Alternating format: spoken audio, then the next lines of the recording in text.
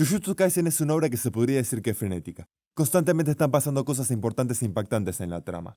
Literalmente solo da lugar a los momentos claves y cualquier cosa que no sea mínimamente relevante la omite totalmente. Son pocos los momentos de felicidad y tranquilidad que hay en esta historia. Y es así que durante más de 200 capítulos estuvo mostrando acontecimientos muy trascendentales, al punto de que muchos de los personajes atravesaron por cosas que los cambiarían para siempre. Por eso hoy, voy a hablar de los personajes de Jujutsu Kaisen, cómo eran al principio versus cómo son hoy en día. Solo voy a destacar personajes con cierta relevancia en la trama y que vivieron suficientes acontecimientos como para tener un cambio. O sea que no voy a hablar de Mei Mei, que importa poco, o de Sukuna, que es el mismo desde que empezó la historia. En este video literalmente hablo de todos los momentos importantes de la obra, por lo tanto hay infinitos spoilers hasta el capítulo 214 del manga. Empecemos con los protagonistas. Itadori Yuji. Lo único que sabemos de su pasado es que este era su padre, se llamaba Jin, y no sabemos nada más de él. Su madre es Kenjaku, el antagonista principal de la historia. Se ve que en un momento poseyó el cuerpo de esta mujer y que su relación con el papá de Itadori era medio turbia, así lo dio a entender el abuelo. Volviendo más al presente, como sabemos Yuji tenía una vida normal, solamente que tenía una fuerza sobrehumana, y de un día para otro se convirtió en el recipiente de Sukuna. En ese momento se introdujo con todo el mundo de la hechicería y se propuso a sí mismo morir acompañado, buscar la muerte digna para todos, juntar los dedos de Sukuna y sacrificarse para eliminar al rey de las maldiciones. En el transcurso de la obra tuvo un golpe de realidad durísimo. Majito aniquiló a Junpei, comprendió la verdadera naturaleza de las maldiciones, mató a alguien y Sukuna desapareció a miles de personas en un rango de 100 metros. Empezaría buscando la muerte digna para todos y negar el deseo de matar. Comprendió que no podía asociar sus ideales con la realidad y al final confesó que ya no necesitaba una razón para matar, y que formaba parte de un engranaje en donde va a aniquilar a las maldiciones hasta que no lo pueda hacer más. Al final, es el mismo, bromea, es medio tonto y muy amable, pero hay cosas que cambiaron en él desde el comienzo de la historia. Carga siempre con la culpa de todo lo que hizo Sukuna y siempre está en posición de sacrificarse para salvar a los demás. Ahora tiene una cicatriz en la cara por culpa de Majito, y hace poco pasó algo bastante importante en el manga, por lo tanto pronto veremos más cosas importantes de este personaje. Nobara Kugisaki. Desde que empezó la obra mejoró mucho sus habilidades a la hora de pelear, y también tuvo un desarrollo bastante decente que pasa desapercibido.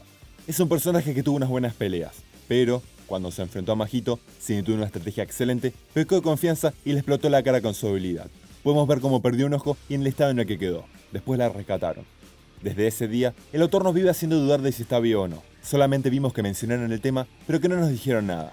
Al final, parece que no sabe qué hacer con ella, si está viva o no, o si va a poder volver a tener un rol relevante en la trama.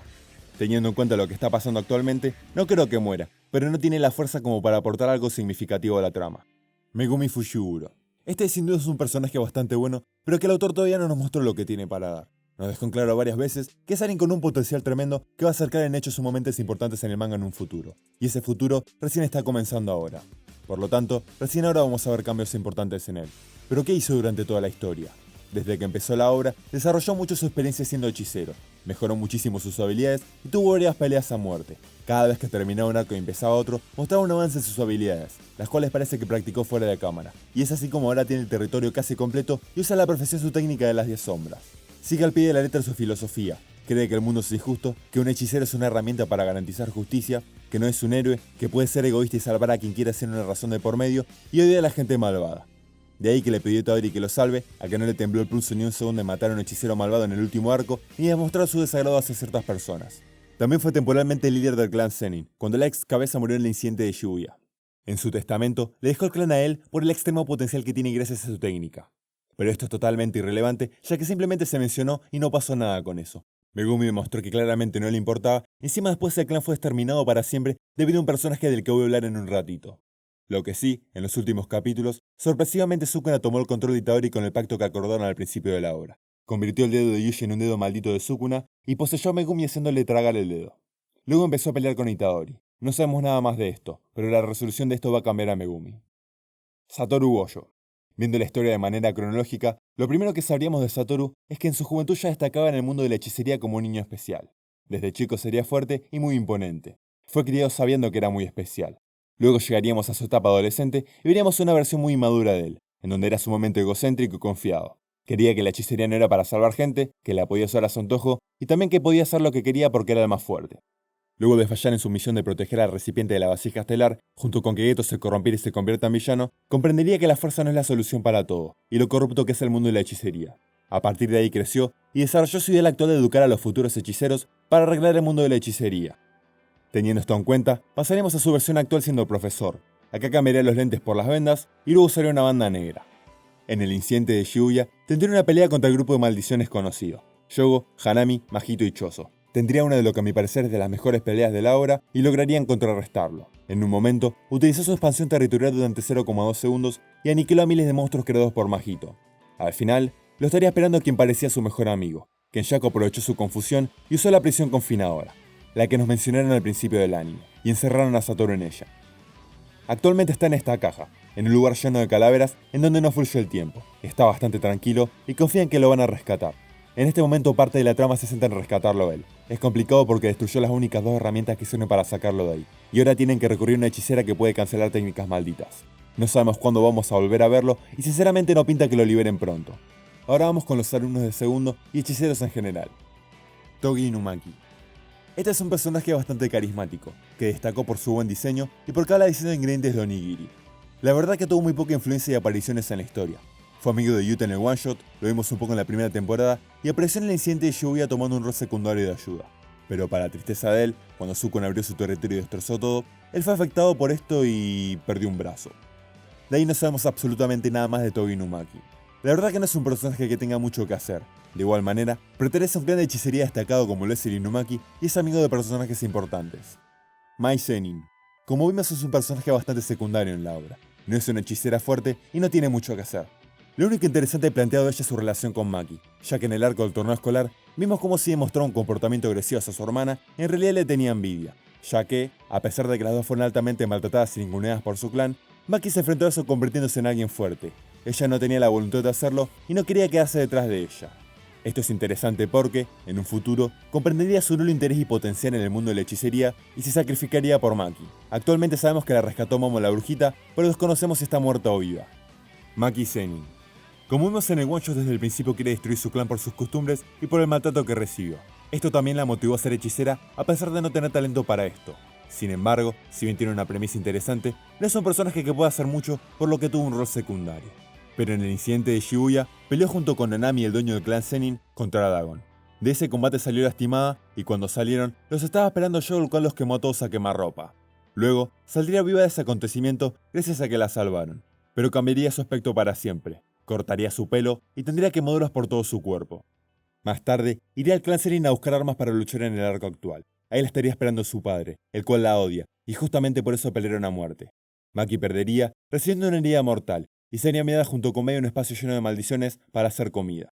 Ahí Mei estaría en un mal estado y se sacrificaría por Maki. De alguna manera tendrían este sueño juntas. Ahí le explicaría la razón por la cual los gemelos son un mal augurio en la hechicería y le quitaría la energía maldita que tiene. También usaría su técnica para darle un arma. La verdad que no hay mucha explicación de cómo puedo hacer esto. Al final, Maki Zenin se convirtió en el nuevo Toshi Fushiguro, un personaje con habilidades increíbles, fuerza, velocidad y reflejos extremos, un diseño excelente y una restricción celestial que hace que no tenga energía maldita, convirtiéndola en una superhumana. Para más explicaciones ver el video de Toshi Fushiguro. Luego de eso, Maki salió de ahí y aniquiló a su padre de un golpe, y después procedió a matar a todo el clan Zenin. Literalmente exterminó a todos sus familiares y no dejó a ninguna persona viva, ni siquiera a su madre. Actualmente Maki es un personaje sumamente interesante. El autor le está dando un desarrollo y tratando conflictos personales que tiene. Además, al estar entre los personajes más fuertes de la obra, podemos esperar mucho de ella y confiar en que va a tener buenas apariciones y peleas en lo que resta de la obra. Masamichi Yaga. El director fue profesor de Satoru Igeto en el pasado. Fue un personaje bastante secundario de la historia, pero un día fue culpado por el incidente de Shibuya y condenado a muerte por la Asociación de Hechiceros.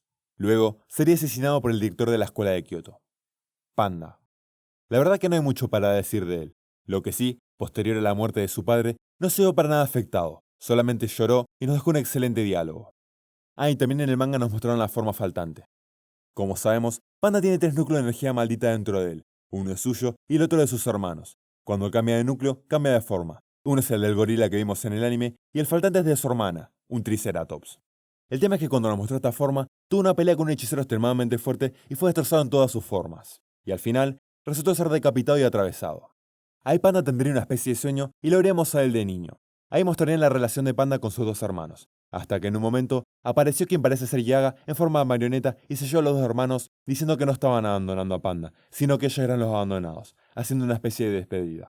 Supongo que esto hace referencia a que los 3 murieron y le dicen chavo a Panda, pero no se entendió muy bien. Al final sobrevivió y quedó así, chiquito. A hoy todo. En Shibuya animó a Itadori a seguir peleando a pesar de su sufrimiento. Después perdió un brazo peleando contra Mahito, y ahí su técnica murió. Desde ese día no lo vimos más. Yuta Okotsu. Él empezó siendo ese niño traumado por culpa de que no podía llevar una vida normal debido a Rika. En el momento que Satoru lo salvó y se unió a la escuela de hechicería, su vida cambió. Hizo amigos, encontró un lugar al que pertenecer y se desarrolló como hechicero. Actualmente, volvió a la historia principal, y si bien Rika se fue como vimos en el final del one-shot o de la película, fue el alma de ella quien descansó en paz, mientras que el espíritu maldito se quedó con él. O sea que básicamente tiene a Rika. Ahora es una persona normal, muy confiada, uno de los hechiceros más fuertes que existen, y hasta bromea con los distintos personajes. Tuvo un gran cambio en comparación a como era en el principio. Actualmente, desempeña un rol en la trama importante, peleando para cumplir los distintos objetivos que tienen los protagonistas. Tuvo una pelea excelente. A ser de los hechiceros más fuertes que existen, probablemente va a desempeñar un rol muy importante en el futuro. Hay que esperar mucho de él. Kokichi Muta, o más conocido como Meikamaru. Es un personaje curioso por su restricción celestial. Perdió extremidades y es extremadamente débil físicamente. Todo a cambio de una gran energía maldita y un gran control de ella. Él sería el traidor del arco del intercambio escolar, quien vendió información a Majito y a su grupo. ¿Por qué lo hizo? Porque hizo un pacto con él a cambio de que lo cure y lo haga alguien normal, ya que ese era su sueño. Pero las maldiciones no son tan buenas, y cuando lo curó, empezaron una pelea a muerte. Ahí controlaría un robot gigante que manejaría con energía maldita que acumuló durante muchos años. Tendría una gran pelea con Majito y al final moriría. Parecía que estaba enamorado de Miwa, y por otro lado, quedaron restos de su energía maldita con las cuales activó estos pequeños robots que ayudaron a comunicar en el incidente de Shibuya. Yuki Tsukumo. La hechicera misteriosa de grado especial, maestra de todo, apareció por primera vez en la línea temporal para charlar con Geto y contar que le gustaría hacer un mundo sin maldiciones a partir de convertir a todos en hechiceros. Luego, varios años después, aparecería al final del incidente de Shibuya, hablaría con Kenshaku, curaría las heridas de Maki, entrenaría un poco con Yuji y ayudaría en el nuevo arco formando un plan junto con los protas y Tengen para detener a Kenshaku. Acá tomaría un rol en donde protegería a Tengen junto con Choso. En un momento, aparecería Kenshaku para pelear contra ellos dos y llegar a Tengen. Acá tenemos una pelea excelente como Jujutsu Kaisen nos tiene acostumbrados. Y luego de una confrontación con muchísima estrategia y habilidades, ella se destruiría formando un agujero negro para llevarse a Kenshaku. Sin embargo, esto no serviría de nada porque gracias a la técnica del cuerpo de la mamá de Yuji, Kenshaku se salvó. Nanami Kento. Lo que sabemos de este personaje es que él iba a la preparatoria de hechicería, siendo un año menor que Gojo y Geto. En sus años de estudiante, sufrió la pérdida de quien parecía ser su único compañero, a manos de una maldición que era mucho más fuerte de lo que se había previsto. Entre otras cosas, esto lo hizo ir al mundo de la hechicería y dedicarse a un trabajo normal. Pero el empleo normal lo hizo ir al trabajo normal. Y en busca de un objetivo en la vida y el agradecimiento de una panadera que fue ayudada por él, esto lo motivó a volver a ser hechicero. En el incidente de Shibuya, pelearía junto con Maki y Nobito Zenin en contra de Dagon. Estarían en su territorio y recibiría un golpe duro que le haría perder un ojo y quedar herido. Al final, Toshi mataría a Dagon y se desintegraría el territorio, pero ahí los estaría esperando Shogo, que prendió en llamas a Nanami. Unos capítulos después, nos mostrarían que sobrevivió a ese ataque, pero la mitad de su cuerpo quedó quemada. En sus últimos momentos, vagaría por la estación de Shibuya solo, hasta que recibiría el ataque de muchas maldiciones. En un estado semi-inconsciente, pensaría en sus planes del futuro y en sus compañeros mientras aniquilaba maldiciones. Pero al final, lo estaría esperando Majito. Sus últimas palabras serían: Itadori, te dejo a ti el resto. En paz descanse Nanami, un excelente personaje. Vamos con los antagonistas. Majito. Fue un villano muy interesante por su planteamiento, alguien nacido del odio que tienen los humanos en sí. Desde el principio, mostró una grandísima inteligencia.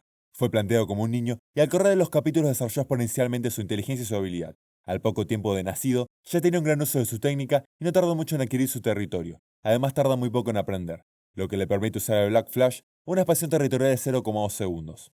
Lo interesante vendría en el incidente de Shibuya, ya que hizo muchísimas cosas. Tiene mucha responsabilidad en el hecho de que hayan sellado a Satoru, participó en todos los planes para el incidente de Shibuya, mató a Nanami, le explotó la cara a Nobara, desarrolló Itadori y protagonizó una de las mejores peleas del manga junto con Yuji y todo. En esta pelea tendría una batalla muy reñida por no poder aplicarle su técnica a Itadori y por la versatilidad de todo. Usaría esta pelea para evolucionar y obtendría una transformación. Al final del enfrentamiento, Itadori lo derrota, y cuando lo va a rematar, aparece Kenshaku, quien aprovecharía su debilidad para comérselo. Pero hay un plot twist, y es que resulta que la habilidad de Geto es capaz de adquirir la técnica de la maldición en la que ingiere a través de sacrificarla. Por lo tanto, Majito murió y él adquirió la técnica de manipulación de alma, una de las habilidades más poderosas que hay. Gracias a esta técnica, Kenshaku es extremadamente fuerte, y con ella está llevando a cabo el plan para asimilar a los humanos de Japón y convertirlos en un monstruo inimaginable. Shogo. Es de los pocos que vio el territorio de Satoru y vivió para contarlo. En el incidente de Shibuya, como vimos, dañó de gravedad a muchos personajes, y luego peleó contra Sukuna. Acá destruirían todo, y al final, Shogo comprendería su inferioridad y tendría una charla muy interesante con Sukuna, que daría lugar a un diálogo excelente y un momento bastante bueno. Al final, Yoko moriría quemado por Sukuna. Suguru Geto. Él empezó siendo un personaje bastante tranquilo, serio, educado y muy fiel a las reglas. Era el más fuerte junto con Satoru y muchas veces le decía qué hacer. En el arco del inventario oculto se expondría la corrupción de los humanos y el mundo de la hechicería. Y eso, sumado a que convive con las maldiciones todo el tiempo y hasta las tiene que tragar por su técnica, le hizo odiar a las maldiciones, y por lo tanto a quienes las producen. Keto tendría una corrupción y obtendría un gran odio y asco hacia las personas que no son hechiceros. Acá cambió bastante su actitud. En un momento, se separaría de quienes fueron sus amigos y compañeros, se apoderaría de una secta y comenzaría su plan para destruir a los humanos. Y años después, se transformaría en el Keto que vimos en la película y en el one-shot. Acá sería bastante psicópata y su asco a los humanos aumentaría. Al final, iniciaría una guerra contra los hechiceros. Perdería por mucho, Yuta lo dejaría casi muerto y Gojo lo remató. Más tarde, se ve que en un momento el cuerpo fue descuidado, y Kenyaku, quien en ese momento podemos suponer que era la mamá de Itadori, robó el cuerpo y lo poseyó poniendo su cerebro en él. Acá aprovechó la técnica y los recuerdos de Geto y puso de casa al mundo de Jujutsu Kaisen, provocando el arca actual y siendo el villano que en este momento tiene el mundo en su mano. Bueno, para concluir sinceramente podemos ver que en 214 capítulos pasaron un montón de cosas. Es genial ver una historia en donde constantemente pasan cosas interesantes y no pausa ni un segundo. La historia está entrando en su final, claramente se avecina más cambios, más muertes, más desarrollo de personaje, más peleas excelentes y más cosas nos esperan de esta increíble historia hasta su final. Gracias por ver el video.